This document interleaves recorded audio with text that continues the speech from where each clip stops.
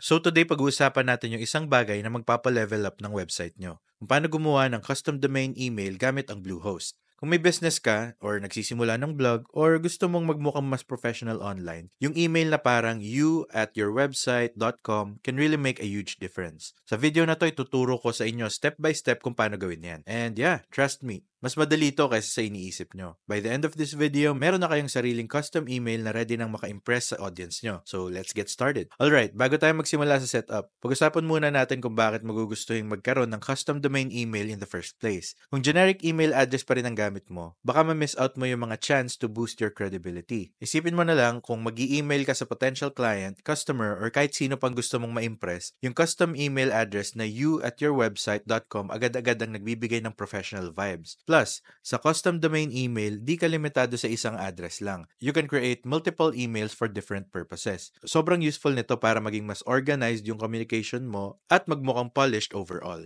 And the best part, kung Bluehost yung gamit mo sa website hosting, kasama na yung custom email setup without extra cost.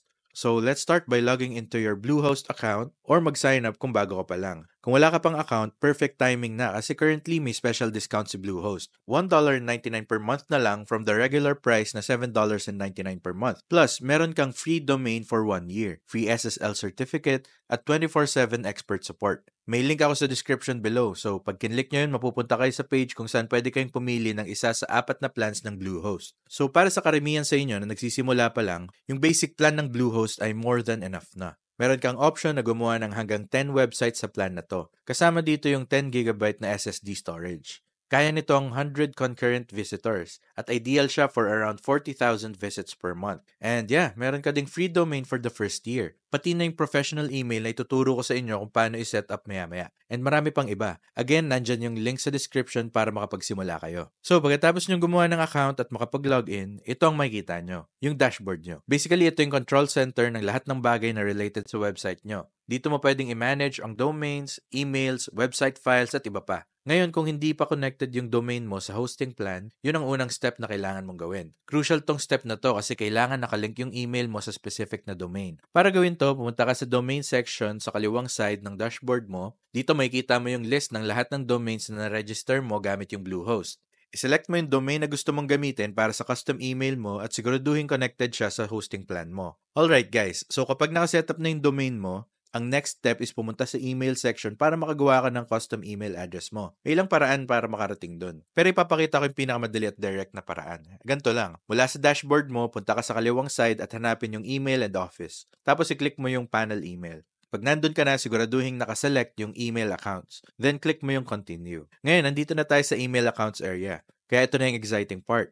Paggawa ng custom email address mo. Dito sa email account section, may kita mo yung button na create. So, click mo lang yun. Una, kailangan mong piliin yung domain na gagamitin mo mula sa drop-down menu. Kung na-connect mo na yung domain mo tulad ng napag-usapan natin kanina, dapat lalabas na yun dito. Piliin mo yung tamang domain and then ready ka nang pumili ng email address. Here, pwede kang maging creative. Or pwede mo ring i-maintain na simple lang. Isipin mo kung paano mo gustong i-present ang brand mo sa email communication. For example, kung ang domain mo ay yourwebsite.com, pwede kang gumawa ng info@yourwebsite.com, support@yourwebsite.com, or kahit yourname@yourwebsite.com. Yung pangalan na pipiliin mo is magiging part ng email mo bago yung @ na symbol. For this example, tatawagin natin tong example 1. Ang kagandahan sa paggawa ng custom domain email ay di mo na kailangang mag-alala kung taken na yung preferred email name mo. Dahil nakatay yan sa unique domain mo. Ikaw ang may full control. So, piliin mo na lang yung gusto mo and you're all set to move forward. Okay guys, once napili nyo na yung pangalan ng email nyo, ilagay nyo na yun sa username field. Next step, kailangan mo ng password. Make sure na strong at secure yung password na pipiliin mo. Kasi syempre, business email to. Kaya dapat maprotektahan mo to laban sa anumang security threats. Kung nahihirapan kang mag-isip ng secure password, may password generator si Bluehost na pwede mong gamitin. Just make sure na i-save mo yung password sa isang safe na lugar bago mo i-finalize yung bagong email mo. Meron ding ilang additional settings si Bluehost na pwede mong i-adjust. Una, yung storage space. Ito yung amount ng space na pwedeng gamitin ng email account mo sa hosting plan mo. Kung balak mong gamitin to ng madalas, like para sa customer service service or frequent communications, baka gusto mong mag-allocate ng mas malaking storage space.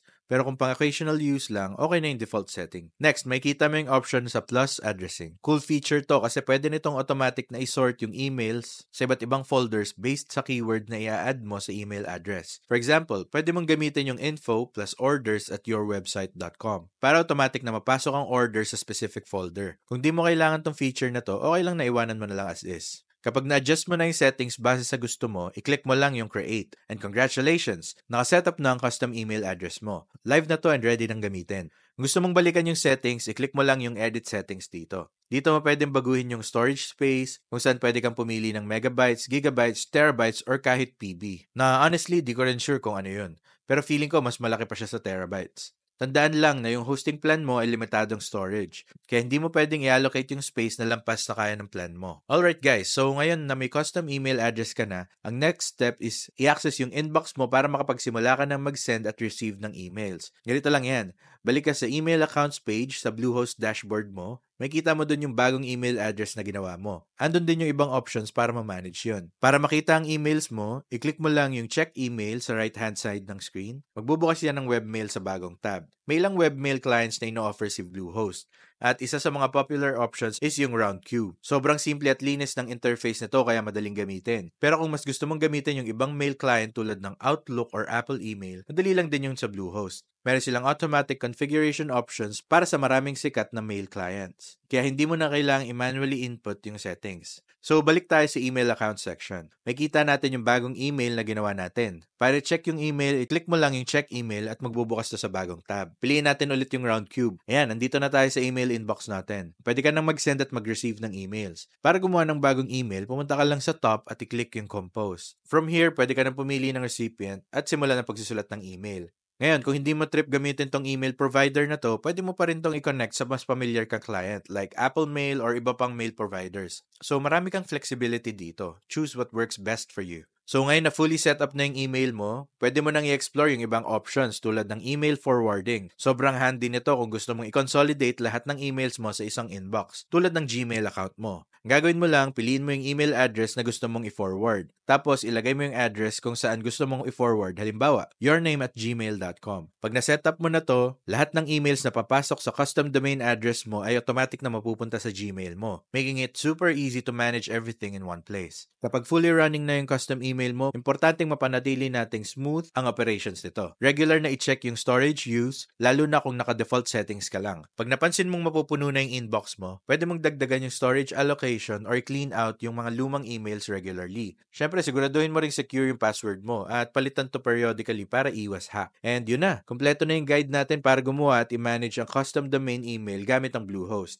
Kitang-kita naman, sobrang straightforward ng process. Pero ang laki ng nadagdag na professionalism sa online presence mo. Kung gagamitin mo ang email na to for business, blogging, or personal use, malaking tulong to para mag-stand out ka at gawing mas organized ang communication mo. Kung ready ka na magsimula sa Bluehost at wala ka pang account, may special link kami sa description below para makakuha ka ng up to 75% off sa hosting plan mo. Plus, a free domain for the first year. Sobrang sulit na deal nito. Perfect para simulan ang website journey mo. Kung helpful tong video na to, don't forget to like, subscribe, and hit that notification bell para di ka makamiss sa updates namin. Salamat ng sobra sa panonood and takit sa next video.